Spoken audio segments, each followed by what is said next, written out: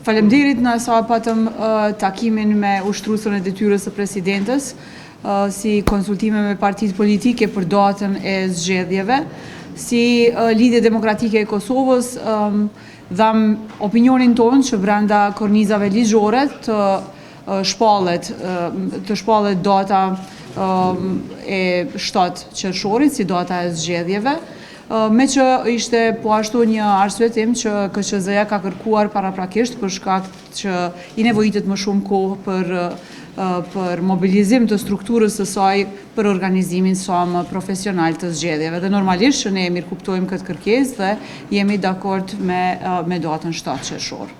Zënë të shakur që keni planifiku kush do të jetë partës e listës, kandidat për kryeministër, bashkëpunimi para zgjedhore? Të gjitha këto pyetjet partijake nga tashetutje nga zyra e partisë, do të ketë një platformë e cila do të prezantohet në kuadër të Lidhjes Demokratike të Kosovës dhe për gjitha detajet pastaj ju do t'i merrni me kohë.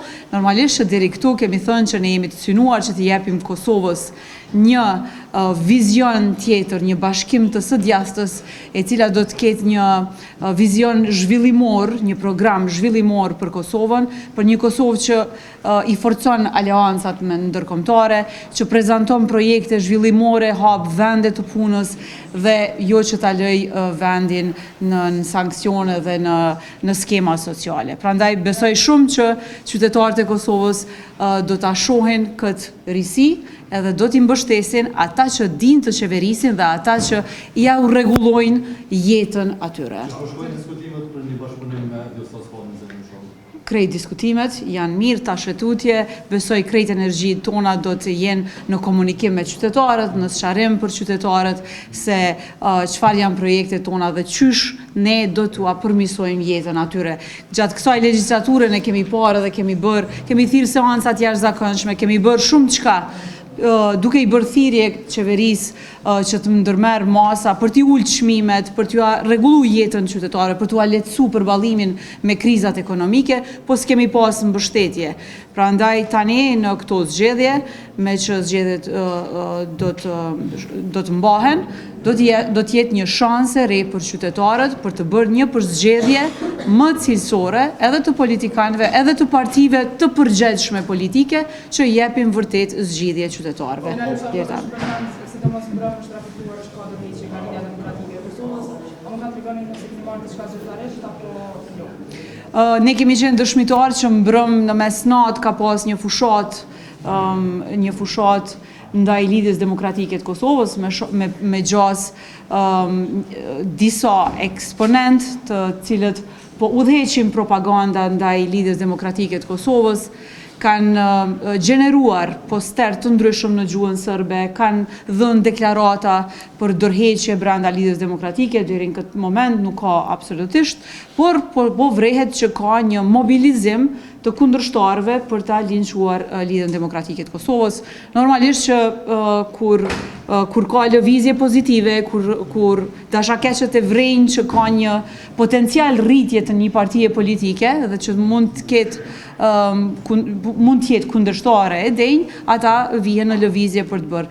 Të tilla gjëra do të ishte mirë që të mos ndodhin në Kosovë, ka shumë çka tjetër që i duhet Kosovës, i duhet zhvillimi, i duhen njerëz profesionistë, i duhet një bashkim i së djastës që i jep një vizion më të mirë Kosovës.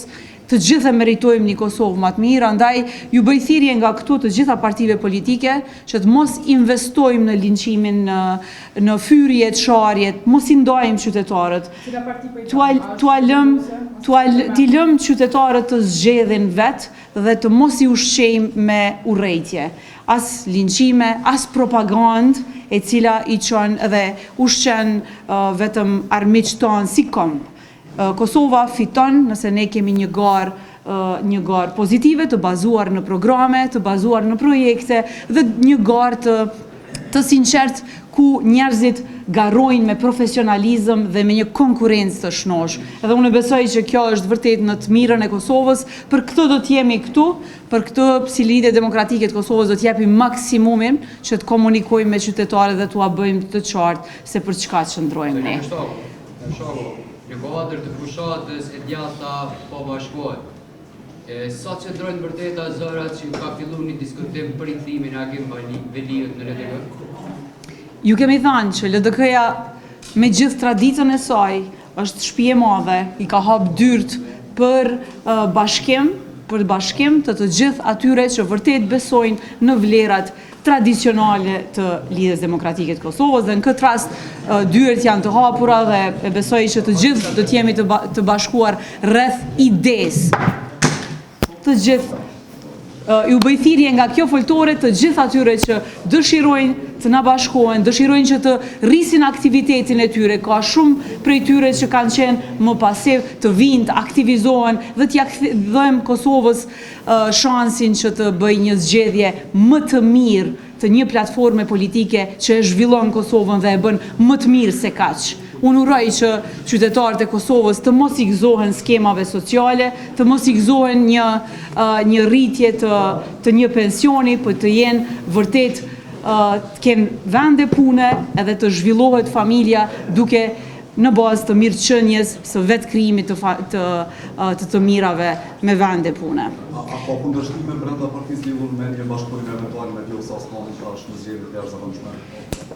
Absolutisht rreth kësaj ideje të bashkimit qëndrojmë të gjithë, fort, ka diskutime, cila është forma më e mirë, se si do duhet të dukej platforma jonë, por nuk ka kundërshtime per se për persona, sepse të gjithë ne po e dëshirojmë një LDK më të fortë, një LDK më konkurruese dhe e besojmë thellë që vetëm LDK-ja mund t'i jep institucione stabile, ta pozicionoj Kosovën ndërkombëtarisht më mirë dhe t'i jep një program zhvillimor që jeta e qytetarit të jetë më e mirë. Do të thonë t'ja rrisim mirëqenien qytetarit.